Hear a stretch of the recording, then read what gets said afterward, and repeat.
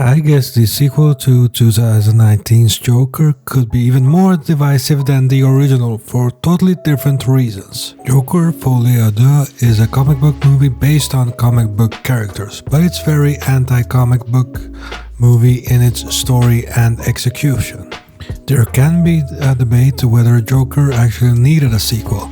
I thought the first one is a masterpiece, even though it did take inspiration from several Scorsese movies like Taxi Driver and The King of Comedy. It did something interesting with the character of Joker, even though fans and especially comic book fans wanted something more comic book accurate.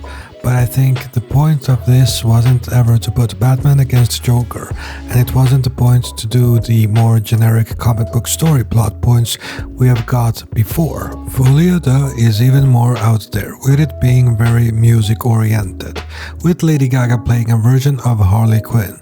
Here she is called Lee, and she has played very well by Lady Gaga in this movie. This is a very different interpretation of Harley Quinn. They again don't follow the comic book accuracy for this, and it again really works well here. Joaqin Phoenix is back to his Oscar-winning role as Arthur Fleck, the Joker, and he is also great here again. To me, he is the second best Joker after Heath Ledger's performance in The Dark Knight. He really plays both Arthur and the Joker very well, and it's great to see him in this movie giving us a great performance once again.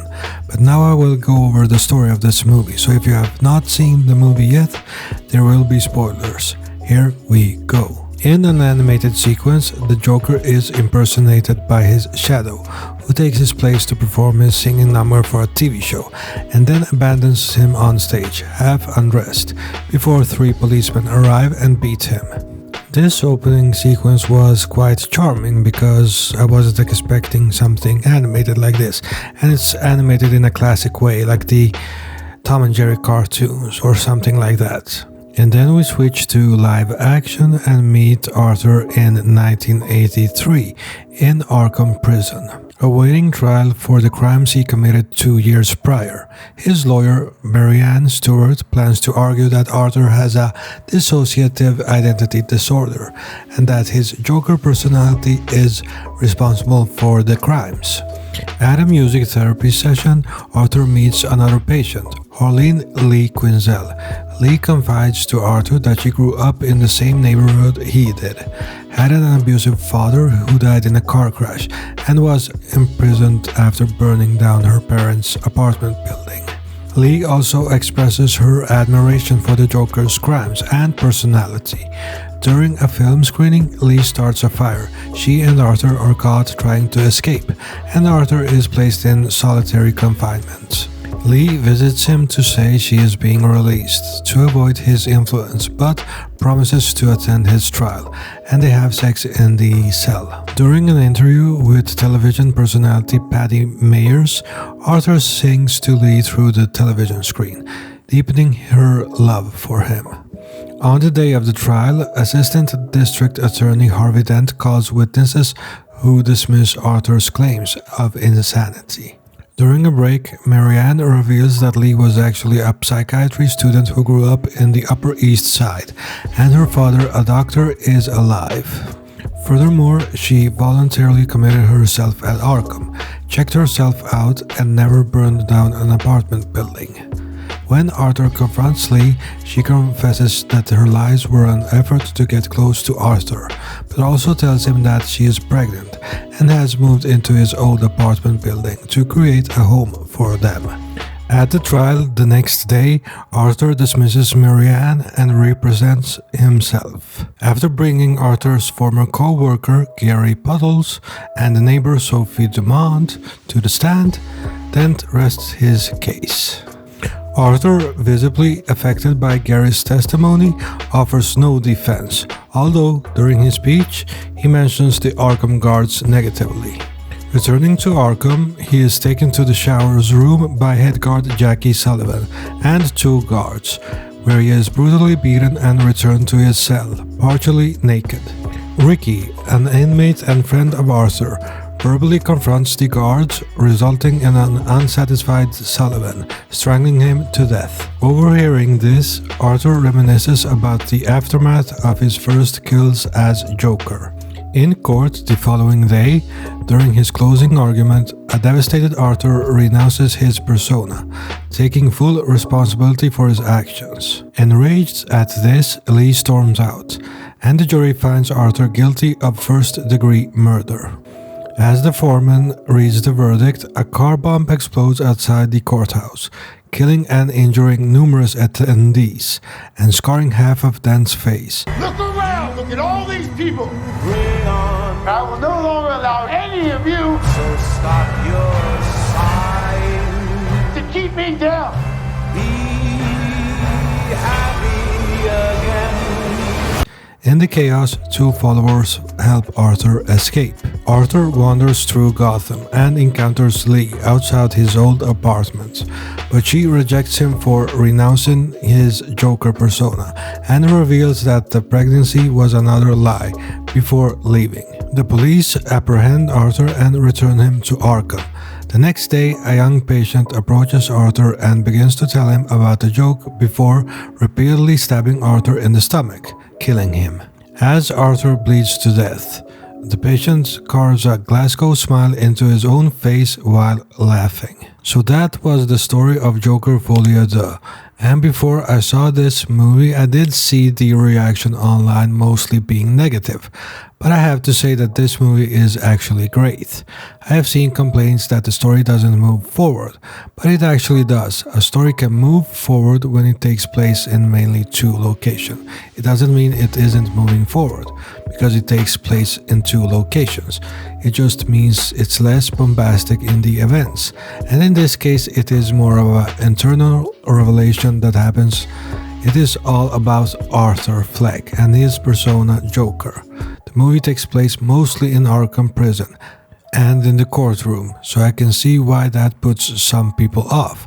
But it really is interesting when you understand that this is from the perspective of Arthur Fleck and how he feels and thinks about the situation that is happening around him. The movie is more of a character study than anything else, and so was the first movie.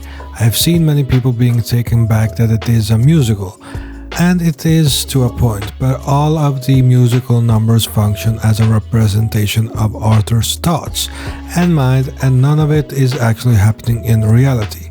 All the musical numbers are happening in his mind. And I get why musical would be a turnoff for many, but this actually has a function within the story that is being told.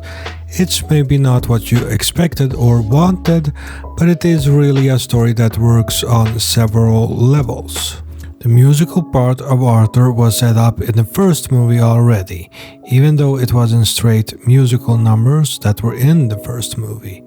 And the Joker as a character in other versions has also had musical parts to him, both in animation and in live action before. Jingle bells, jingle all the way. Oh, what fun it is to ride in a one-horse open sleigh. Hey! Jingle bells, Batman smelt, Robin laid an egg. The Batmobile lost the wheel, and the Joker got away. Even Tim Burton's first Batman movie had the Joker dance to music several times. Gentlemen, let's broaden our minds. Lawrence?